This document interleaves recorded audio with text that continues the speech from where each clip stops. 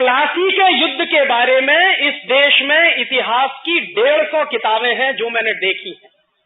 उन 150 में से एक भी किताब में ये जानकारी नहीं दी गई है कि अंग्रेजों की तरफ से कितने सिपाही लड़ने वाले थे और हिंदुस्तान की तरफ से कितने सिपाही लड़ने वाले थे। और मैं आपको सच बताऊं, मैं मेरे बचपन से इस सवाल से बहुत परेशान रहा और इस सवाल का जवाब अभी 3 साल पहले मुझे मिला। वो भी हिंदुस्तान में नहीं मिला, लंदन में मिला। लंदन में एक इंडिया हाउस लाइब्रेरी है, बहुत बड़ी लाइब्रेरी। उस इंडिया हाउस लाइब्रेरी में हिंदुस्तान के गुलामी के 20,000 से ज्यादा दस्तावेज रखे हुए हैं जो हमारे देश में नहीं है, वहां रखे। भारतवर्ष को अंग्रेजों ने कैसे तोड़ा, कैसे गुलाम बनाया, इसकी पूरी विगतवार जानकारी उन 20,000 दस्तावेजों में इंडिया हाउस लाइब्रेरी में मौजूद है। मेरे एक परिचित हैं प्रोफेसर धर्मपाल, वो 40 वर्ष तक यूरोप में रहे। मैंने एक बार उनको एक चिट्ठी लिखी। मैंने कहा, सर मैं ये जानना चाहता हूं बेसिक क्वेश्चन कि प्लासी के युद्ध में अंग्रेजों के पास कितने सिपाही थे। तो उन्होंने कहा, देखो राजीव, अगर तुमको ये जानना है तो बहुत कुछ जानना पड़ेगा और तुम तैयार हो जानने के लिए। मैंने कहा, मैं सब जानना चाहता हूं। मैं इतिहास का विद्यार्थी नहीं लगा, लेकिन इतिहास को समझना चाहता हूं कि ऐसी कौन सी खास बात थी जो हम अंग्रेजों के गुलाम हो गए। ये समझ में तो आना चाहिए अपने को कि कैसे हम अंग्रेजों के गुलाम हो गए।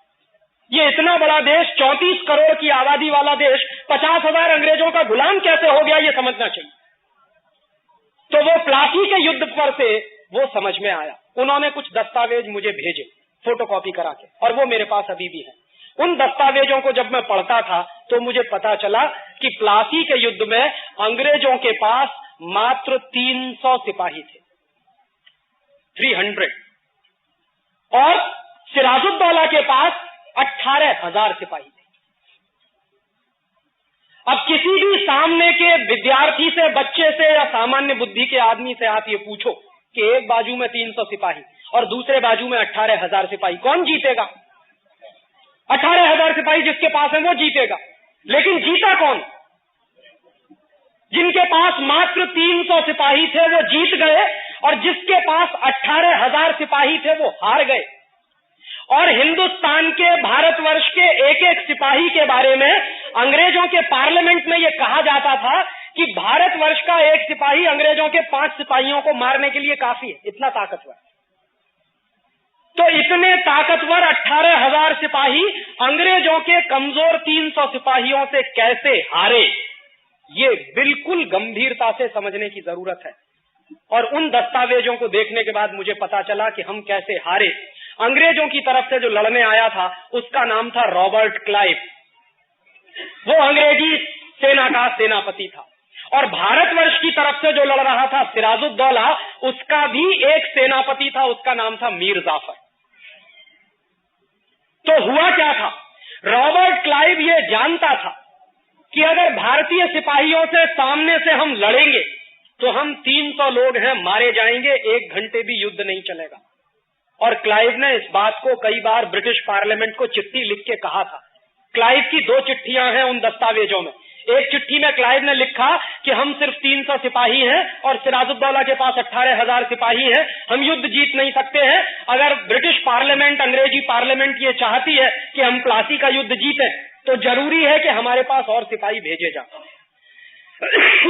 उस चिट्ठी के जवाब में क्लाइव को ब्रिटिश पार्लियामेंट की एक चिट्ठी मिली थी और वो बहुत मजेदार है, उसको समझना चाहिए। उस चिट्ठी में ब्रिटिश पार्लियामेंट के लोगों ने ये लिखा कि हमारे पास इससे ज्यादा सिपाही है नहीं।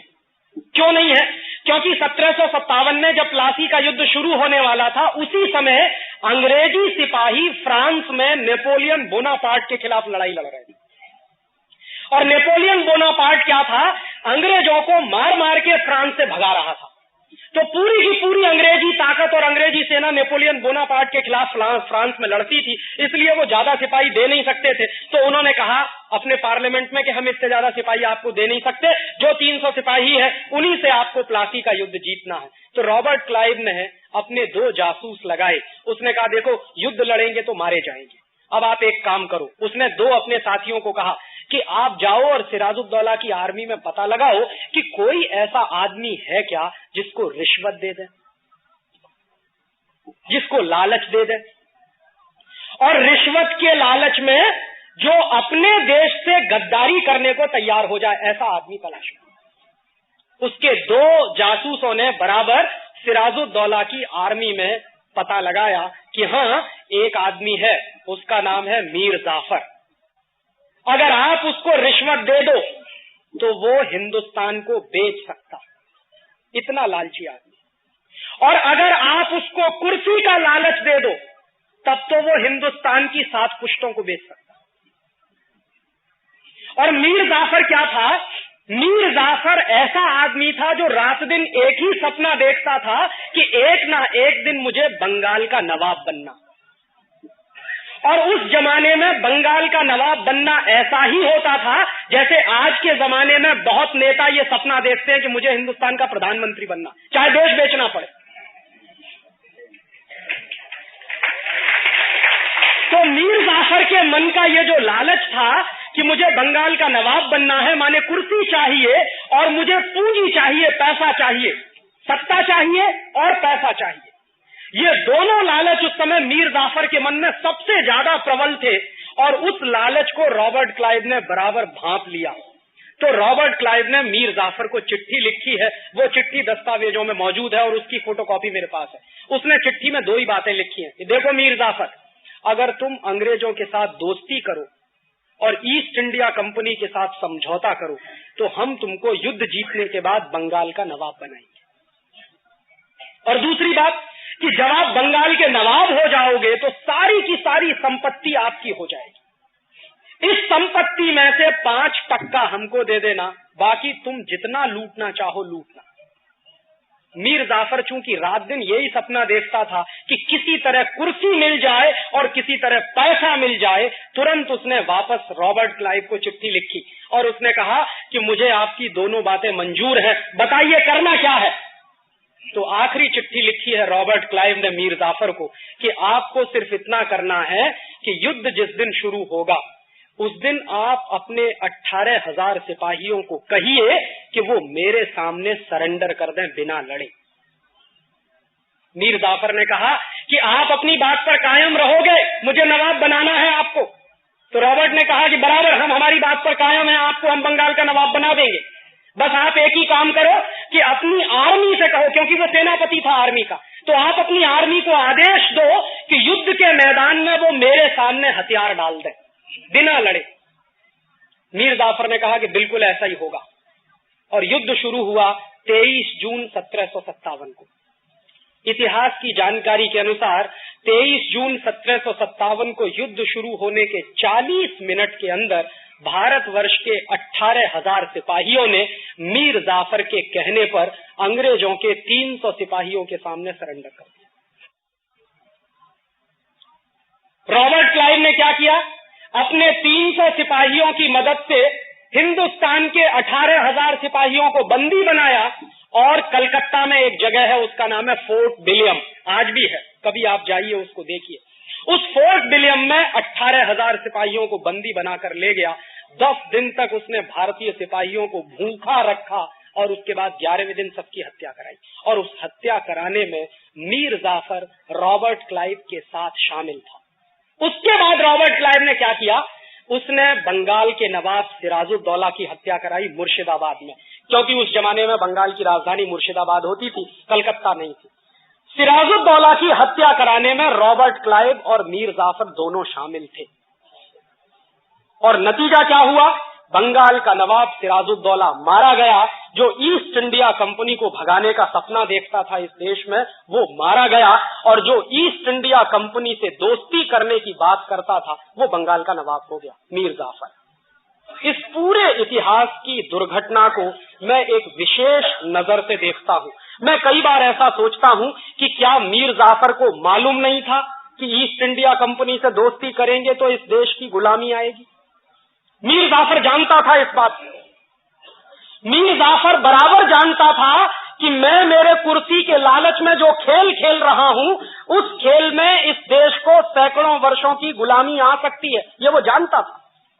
और ये भी जानता था कि अपने स्वार्थ में, अपने लालच में मैं जो गद्दारी करने जा रहा हूं इस देश के साथ, उसके क्या दुष्परिणाम होंगे वो भी उसको मालूम थे। लेकिन इसका होता कि हम 1757 ऐसा सोचता हूं कि गुलामी से आजाद हो जाते। क्योंकि 18,000 सिपाही हमारे पास थे और 300 अंग्रेज सिपाहियों को मारना बिल्कुल आसान काम था हमारे लिए। हम 1757 में ही अंग्रेजों की गुलामी से आजाद हो जाते, एक बात। और दूसरी बात, ये जो 200 वर्ष की गुलामी हमको झेलनी पड़ी 1757 से 1947 तक की, और उस 200 वर्ष की गुलामी को भगाने के लिए 6 लाख लोगों की जो कुर्बानियां हमको देनी पड़ी, वो बच गया होता। भगत सिंह, चंद्रशेखर, ऊधम सिंह, तात्या टोपे, झांसी की रानी लक्ष्मीबाई, सुभाष चंद्र बोस, ऐसे ऐसे नौजवानों की कुर्बानियां दी हैं। ये कोई छोटे मोटे लोग नहीं थे। सुभाष चंद्र बोस तो आईसीएस टॉपर थे। ऊधम सिंह चाहता तो अय्याशी कर सकता था, बड़े बाप का बेटा था। भगत सिंह और चंद्रशेखर की भी यही हैसियत थी, चाहते तो जिंदगी की जवानी की रंगरेलियां मनाते और अपनी नौजवानी को ऐसे फंदे में नहीं फंसाते। ये सारे वो नौजवान थे जिनका खून इस देश के लिए बहुत महत्वपूर्ण था। 6 लाख ऐसे नौजवानों की कुर्बानियां जो हमने दी, वो नहीं देनी पड़ती। और अंग्रेजों की जो यातनाएं सही, जो अपमान हमने बर्दाश्त किया, वो नहीं करना पड़ता अगर एक आदमी नहीं होता, मीर जाफर। लेकिन चूंकि मीर जाफर था और मीर जाफर का लालच था कुर्सी का और पैसे का, उस लालच ने इस देश को 200 वर्ष के लिए गुलाम बना दिया। और मैं आपसे यही कहने आया हूं कि 1757 में तो एक मीर जाफर था, आज हिंदुस्तान में हजारों मीर जाफर।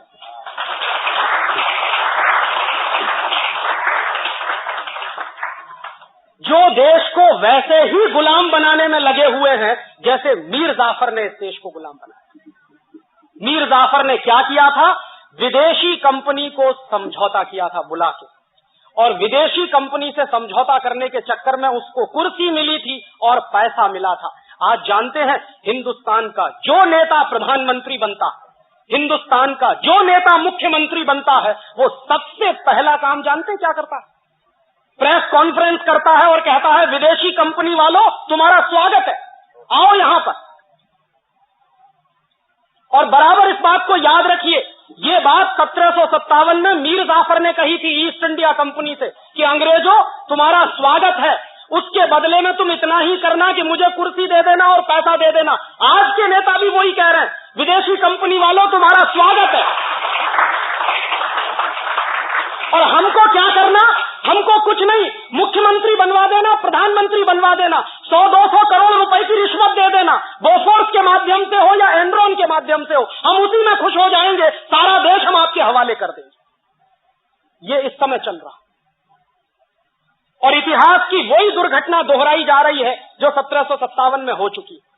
और मैं आपसे मेरे दिल का दर्द कह रहा हूं कि एक ईस्ट इंडिया कंपनी 200-250 वर्ष इस देश को गुलाम बना सकती है, लूट सकती है, तो आज तो इन मीर जाफरों ने 4000 विदेशी कंपनियों को बुला लिया।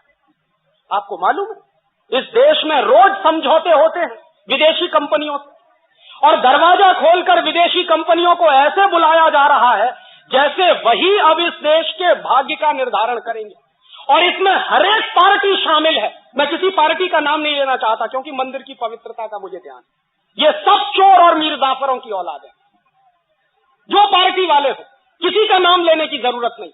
सत्ता में जब नहीं रहते हैं तो विदेशी कंपनियों का विरोध करते हैं, और जैसे ही कुर्सी मिल जाती है सबसे पहला काम विदेशी कंपनियों को बुला के उनके सामने साष्टांग दंडवत प्रणाम करके समझौते करते हैं।